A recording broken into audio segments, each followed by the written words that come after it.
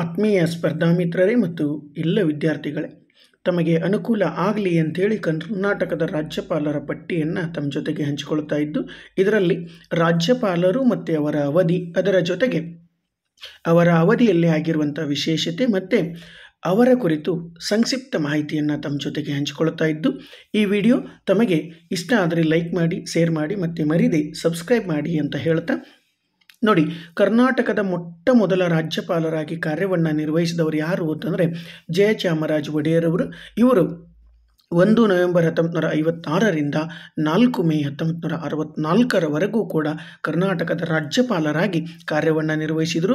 In fact ಇವರು ಕರ್ನಾಟಕದ ರಾಜ್ಯಪಾಲರು ಅನ್ನೋಕ್ಕಿಂತನೂ ಅವಾಗ ಮೈಸೂರು ರಾಜ್ಯ ಅಂಥೇಳಿ ನಾವು ಕರಿತಿದ್ವಿ. ನೋಡಿ, ಇವರು ಮೈಸೂರು ಸಂಸ್ಥಾನದ 25ನೆಯ ಹಾಗೂ ಕೊನೆಯ ಮಹಾರಾಜರಾಗಿದ್ದವರು.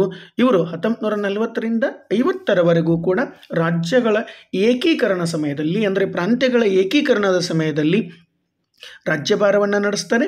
1950ರಲ್ಲಿ ಭಾರತ ಗಣರಾಜ್ಯವಾದಾಗ ಮೈಸೂರು ಸಂಸ್ಥಾನವನ್ನು ಭಾರತದ ಗಣರಾಜ್ಯಕ್ಕೆ ಸೇರಿಸಿ 1956ರವರೆಗೂ ಕೂಡ ರಾಜಪ್ರಮುಖರಾಗಿ ಕಾರ್ಯವನ್ನು ನಿರ್ವಹಿಸಿದರು. ಇನ್ನು ಕರ್ನಾಟಕ ರಾಜ್ಯ ಸ್ಥಾಪನೆ ಅಂದರೆ ಮೈಸೂರು ರಾಜ್ಯ ಸ್ಥಾಪನೆ ಆದಮೇಲೆ 1964ರವರೆಗೂ ಕೂಡ ರಾಜ್ಯಪಾಲರಾಗಿದ್ದವರು. ಇವರು ಯದುವಂಶದ ಕೊನೆಯ ದೊರೆ ಮತ್ತು ಅದರ ಜೊತೆಗೆ ಇವರು ತತ್ವಜ್ಞಾನಿಗಳಾಗಿದ್ದವರು, ಸಂಗೀತಜ್ಞರಾಗಿದ್ದವರು, ರಾಜನೀತಿಜ್ಞರು ಮತ್ತು ಅದರ ಜೊತೆಗೆ ಉದಾರವಾದಂಥ ದಾನಿಗಳೂ ಕೂಡ ಆಗಿದ್ದರು ಅಂತ ನೋಡ್ತೀವಿ. ಇನ್ನು ಎರಡನೆಯದಾಗಿ ಮೈಸೂರು ರಾಜ್ಯದ 2ನೇ ರಾಜ್ಯಪಾಲರಾಗಿ ಕಾರ್ಯವನ್ನು ನಿರ್ವಹಿಸಿದವರು ಯಾರು ಅಂತಾರೆ ಶ್ರೀ ಎಸ್.ಎಂ. ನಾಗೇಶ್ ಅವರು. ಇವರು 4 ಮೇ 1964ರಿಂದ 2 ಏಪ್ರಿಲ್ 1965ರವರೆಗೂ ಕೂಡ ಇವರು ಕಾರ್ಯವನ್ನು ನಿರ್ವಹಿಸಿದ್ದಾರೆ. ಇವರು ಭಾರತೀಯ ಸೇನೆಯಲ್ಲಿ ಚೀಫ್ ಆರ್ಮಿ ಆಫೀಸರ್ ಆಗಿದ್ದವರು. ನಂತರ ಅಸ್ಸಾಂನ ರಾಜ್ಯಪಾಲರಾಗಿ, ತದನಂತರ ಆಂಧ್ರ ಪ್ರದೇಶದ ರಾಜ್ಯಪಾಲರಾಗಿ, ನಂತರ ಮೈಸೂರಿನ ರಾಜ್ಯಪಾಲರಾಗಿ ಕಾರ್ಯವನ್ನು ನಿರ್ವಹಿಸಿರೋದನ್ನು ನಾವು ನೋಡ್ತೀವಿ. ಇನ್ನು 3ನೆಯ ರಾಜ್ಯಪಾಲರಾಗಿ ಕಾರ್ಯವನ್ನು ಕರ್ನಾಟಕದಲ್ಲಿ ನಿರ್ವಹಿಸಿದವರು ಯಾರು ಅಂತಂದರೆ ವರಾಹಗಿರಿ ವೆಂಕಟಗಿರಿ ವಿ ಗಿರಿ ಅಂತೇಳಿ ಕರಿತೀವಿ. ಇವರ ಅವಧಿ ಬಂದು 2 ಏಪ್ರಿಲ್ 1965ರಿಂದ 13 ಮೇ 1967ರವರೆಗೂ. ಇವರ ವಿಶೇಷತೆ ಏನು ಅಂತಂದರೆ ಇವರು 2 ಅವಧಿಗೆ ಭಾರತದಲ್ಲಿ ರಾಷ್ಟ್ರಪತಿಗಳಾಗಿ ಕಾರ್ಯವನ್ನು ನಿರ್ವಹಿಸಿದ್ದಾರೆ. ಅಂದರೆ 3 ಮೇ 1969ರಿಂದ 20 ಜುಲೈ 1969ರ ಅವಧಿಯಲ್ಲಿ ಇವರು ಭಾರತದ ತಾತ್ಕಾಲಿಕ ಅಂದರೆ ಹಂಗಾಮಿ ರಾಷ್ಟ್ರಪತಿಗಳಾಗಿದ್ದರು. ನಂತರ 1969ರಿಂದ 1974ರವರೆಗೂ ಕೂಡ ಭಾರತದ ಪೂರ್ಣಾವಧಿ ಅಥವಾ ಭಾರತದ ರಾಷ್ಟ್ರಪತಿಗಳಾಗಿ ಕಾರ್ಯವನ್ನು ನಿರ್ವಹಿಸಿರೋದನ್ನು ನಾವು ನೋಡ್ತೀವಿ. ಇನ್ನೊಂದು ಅಂಶ ತಮಗೆ ಗೊತ್ತಿರಲಿ, ವಿ ಗಿರಿಯವರ ಬಗ್ಗೆ. ಇವರು ಬರೆದಂಥ ಪ್ರಮುಖ ಗ್ರಂಥ ಯಾವುದು ಅಂತಂದರೆ industrial relations and labour problems in Indian industry ಅನ್ನುವಂಥ ಕೃತಿಯನ್ನು ಇವರು ಬರೆದಿದ್ದಾರೆ. ಇನ್ನು 4ನೇಯವರಾಗಿ ಕಾರ್ಯವನ್ನು ನಿರ್ವಹಿಸಿದ್ದು GS ಪಾಠಕ್ ಅಥವಾ ಗೋಪಾಲ್ ಸ್ವರೂಪ್ ಪಾಠಕ್ ಅಂತೇಳಿ ಕರಿತೀವಿ. ಇವರ ಅವಧಿ ಬಂದು 13 ಮೇ 1967ರಿಂದ 30 ಆಗಸ್ಟ್ 1969ರವರೆಗೂ ಕೂಡ ಕಾರ್ಯವನ್ನು ನಿರ್ವಹಿಸಿದ್ದಾರೆ. ನೆನಪಿರಲಿ, ಗೋಪಾಲ್ ಸ್ವರೂಪ್ ಪಾಠಕ್ ಅವರು ಕೂಡ ಭಾರತದ 4ನೇ ಉಪರಾಷ್ಟ್ರಪತಿಗಳಾಗಿ ಕಾರ್ಯವನ್ನು 31 ಆಗಸ್ಟ್ 1969ರಿಂದ 30 ಆಗಸ್ಟ್ 1974ರವರೆಗೂ ಕೂಡ ಕಾರ್ಯವನ್ನು ಇವರು ನಿರ್ವಹಿಸಿದ್ದಾರೆ. ಇನ್ನು ನಂತರ ಹಂಗಾಮಿ ಕರ್ನಾಟಕದ ರಾಜ್ಯಪಾಲರಾಗಿ ಕಾರ್ಯವನ್ನು ನಿರ್ವಹಿಸಿದವರು ಯಾರು ಅಂತಾರೆ ನ್ಯಾಯಮೂರ್ತಿ AR ಸೋಮನಾಥ್ ಅಯ್ಯರ್ ಅವರು. ಇವರು ಅವತ್ತು ಕರ್ನಾಟಕ ಹೈಕೋರ್ಟಿನ ಮುಖ್ಯ ನ್ಯಾಯಮೂರ್ತಿಯಾಗಿ ಕಾರ್ಯವನ್ನು ನಿರ್ವಹಿಸುವಂಥ ಅವಧಿ ಒಳಗಡೆ 30 ಆಗಸ್ಟ್ 1969ರಿಂದ 23 ಅಕ್ಟೋಬರ್ 1969ರವರೆಗೂ ಇವರು ಕಾರ್ಯವನ್ನು ನಿರ್ವಹಿಸಿದ್ದಾರೆ. ಇಲ್ಲಿ ತಮಗೊಂದು ಅಂಶ ಗೊತ್ತಿರಲಿ, ಮೊಟ್ಟ ಮೊದಲಿಗೆ ಹಂಗಾಮಿ ರಾಜ್ಯಪಾಲರಾಗಿ, ಕರ್ನಾಟಕದ ರಾಜ್ಯಪಾಲರಾಗಿ ಕಾರ್ಯವನ್ನು ನಿರ್ವಹಿಸಿದಂಥ ನ್ಯಾಯಾಧೀಶರು ಅಂದರೆ ನ್ಯಾಯಮೂರ್ತಿಗಳು ಯಾರಾದರೂ ಇದ್ದರೆ ಅವರು ಯಾರು ಅಂತಂದರೆ ನ್ಯಾಯಮೂರ್ತಿ AR ಸೋಮನಾಥ್ ಅಯ್ಯರ್ ಅವರು. ಇನ್ನು 5ನೇಯ ರಾಜ್ಯಪಾಲರಾಗಿ ಕಾರ್ಯವನ್ನು ನಿರ್ವಹಿಸಿದವರು ಧರ್ಮವೀರ್. ಇವರು 23 ಅಕ್ಟೋಬರ್ 1969ರಿಂದ 1 ಫೆಬ್ರವರಿ 1972ರವರೆಗೂ ಕೂಡ ಕಾರ್ಯವನ್ನು ನಿರ್ವಹಿಸಿದ್ದಾರೆ. ಇವರು ಕರ್ನಾಟಕ, ಪಂಜಾಬ್ ಮತ್ತು ಪಶ್ಚಿಮ ಬಂಗಾಳಗಳ ರಾಜ್ಯಪಾಲರಾಗಿ ಕಾರ್ಯವನ್ನು ನಿರ್ವಹಿಸಿರೋದನ್ನು ನಾವು ನೋಡ್ತೀವಿ. ಇನ್ನು 6ನೇಯವರಾಗಿ ಮೋಹನ್ ಲಾಲ್ ಸುಖಾಡಿ ಅವರು ಕಾರ್ಯವನ್ನು ನಿರ್ವಹಿಸಿದ್ದಾರೆ.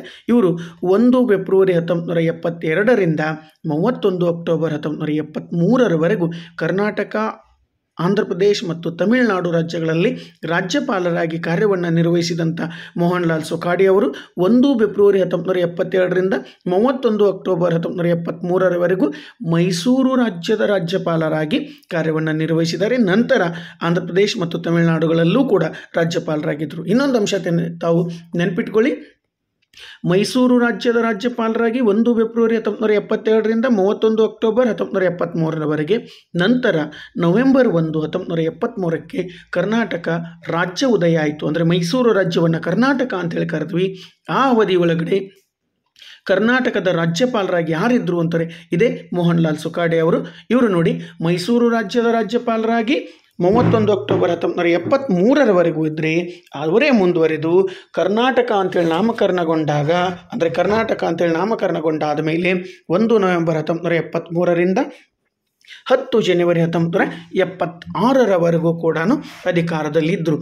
ಈ ಮೂಲಕ ನಾವು ತಿಳ್ಕೋಬೇಕಾಗಿರೋ ಒಂದು ಮುಖ್ಯ ಅಂಶ ಯಾವುದು ಅಂತಂದರೆ, ಕರ್ನಾಟಕ ಅಂಥೇಳಿ ನಾಮಕರಣಗೊಂಡಾಗ, ಅಂದರೆ ಹಿಂದಿನ ಮೈಸೂರು ರಾಜ್ಯಕ್ಕೆ ಕರ್ನಾಟಕ ಅಂಥೇಳಿ ನಾಮಕರಣಗೊಂಡಾಗ ಈ ರಾಜ್ಯದ ರಾಜ್ಯಪಾಲರಾಗಿ ಕಾರ್ಯವನ್ನು ನಿರ್ವಹಿಸಿದವರು ಯಾರು ಅಂತಾರೆ, ಮೋಹನ್ ಲಾಲ್ ಸುಖಾಡಿಯಾ ಅವರು.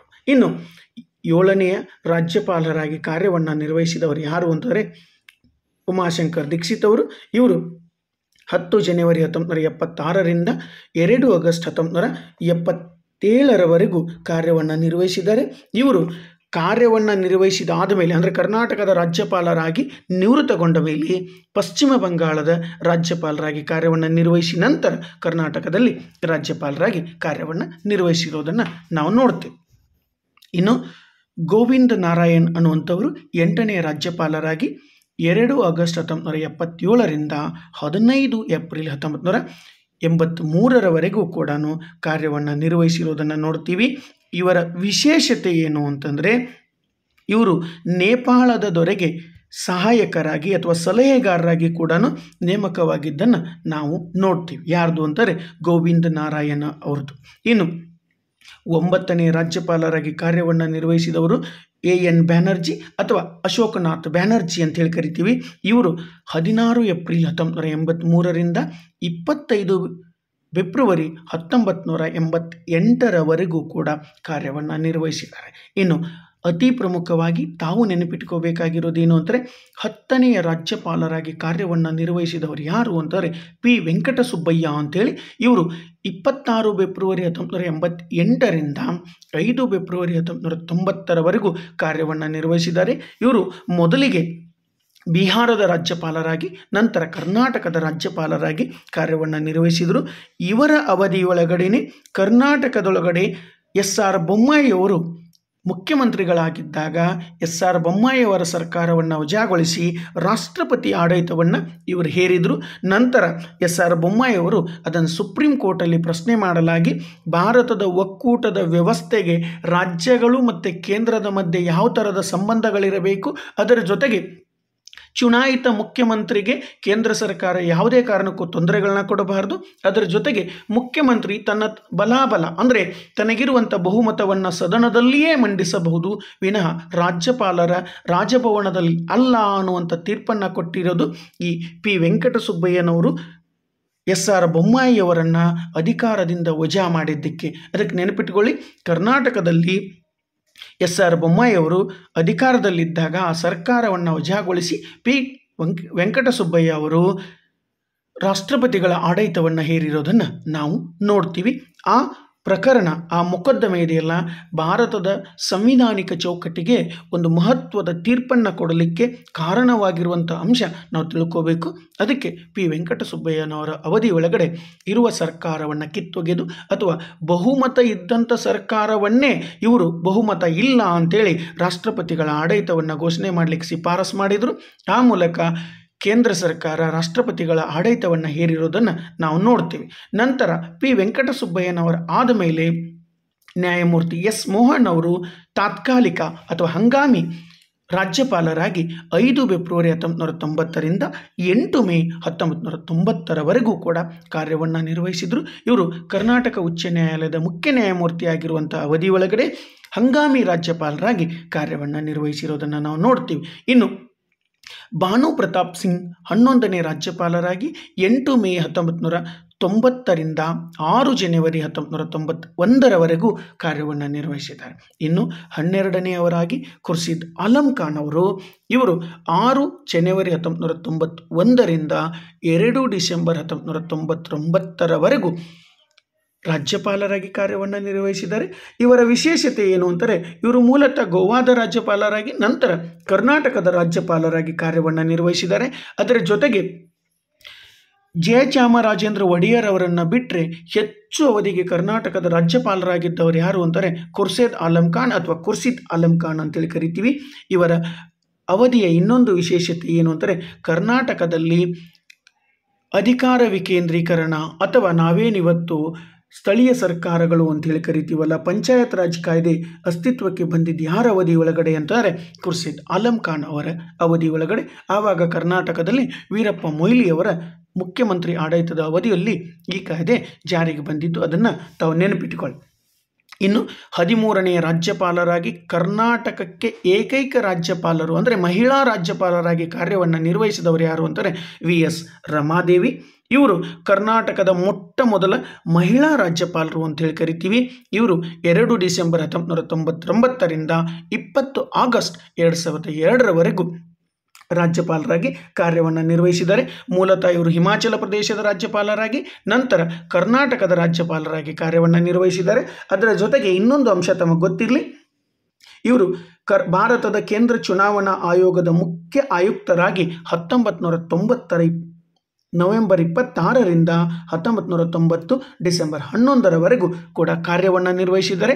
ಆ ಮೂಲಕ ಕೇಂದ್ರ ಚುನಾವಣಾ ಆಯೋಗದ ಮುಖ್ಯ ಆಯುಕ್ತರಾಗಿ ಕಾರ್ಯವನ್ನು ನಿರ್ವಹಿಸಿದ ಏಕೈಕ ಮಹಿಳೆ ಯಾರು ಅಂತಾರೆ VS ರಮಾದೇವಿಯವರು ಅಂತೇಳಿ ನಾವು ನೆನ್ಪಿಟ್ಕೋಬೇಕು. ಇನ್ನು 14ನೇ ರಾಜ್ಯಪಾಲರಾಗಿ TN ಚತುರ್ವೇದಿ ಅಥವಾ ತ್ರಿಲೋಕನಾಥ್ ಚತುರ್ವೇದಿ ಅಂತೇಳಿ ಕರಿತೀವಿ. ಇವರು ಕಾರ್ಯವನ್ನು ನಿರ್ವಹಿಸಿದ್ದಾರೆ. ಎಲ್ಲಿಂದ ಎಲ್ಲಿವರೆಗೆ ಅಂತಾರೆ 21 ಆಗಸ್ಟ್ 2002ರಿಂದ 21 ಆಗಸ್ಟ್ 2007ರವರೆಗೂ. ಇವರು ರಾಜ್ಯಪಾಲರಾಗೋಕ್ಕಿಂತ ಮುಂಚೆ ಭಾರತದ ಮಹಾಲೇಖಪಾಲಕರಾಗಿ CAG ಅಂತ ಏನು ಕರಿತೀವಲ್ಲ ಅವರಾಗಿ ಕಾರ್ಯವನ್ನು ನಿರ್ವಹಿಸಿದ್ದಾರೆ. ಇವಾಗ ಯಾರಿದ್ದಾರೆ ಇದ್ದಾರೆ ಗಿರೀಶ್ ಚಂದ್ರ ಮುರ್ಮು ಅವರು ಭಾರತದ ಮಹಾಲೆಕ್ಕಪಾಲಕರು ಅಥವಾ ಮಹಾಲೇಖಪಾಲಕರಾಗಿ ಕಾರ್ಯವನ್ನು ನಿರ್ವಹಿಸ್ತಿದ್ದಾರೆ. ಇನ್ನು 15ನೇಯ ರಾಜ್ಯಪಾಲರಾಗಿ 21 ಆಗಸ್ಟ್ 2007ರಿಂದ 28 ಜೂನ್ 2009ರವರೆಗೂ ರಾಮೇಶ್ವರ್ ಠಾಕೂರ್ ಅನ್ನುವಂಥವರು ಭಾರತದ ಒಳಗಡೆ ಅಥವಾ ಕರ್ನಾಟಕದ ರಾಜ್ಯಪಾಲರಾಗಿ ಕಾರ್ಯವನ್ನು ನಿರ್ವಹಿಸಿದ್ದಾರೆ. ಇವರು ಬರೀ ಕರ್ನಾಟಕದ ರಾಜ್ಯಪಾಲರಲ್ಲ, ರಾಮೇಶ್ವರ್ ಠಾಕೂರ್ ಅವರು ಮಧ್ಯಪ್ರದೇಶ, ಒರಿಸ್ಸಾ, ಆಂಧ್ರ ಪ್ರದೇಶ, ಕೇರಳ ಮತ್ತು ಕರ್ನಾಟಕದಲ್ಲಿ ರಾಜ್ಯಪಾಲರಾಗಿ ಕಾರ್ಯವನ್ನು ನಿರ್ವಹಿಸಿರುವುದನ್ನು ನಾವು ನೋಡ್ತೀವಿ.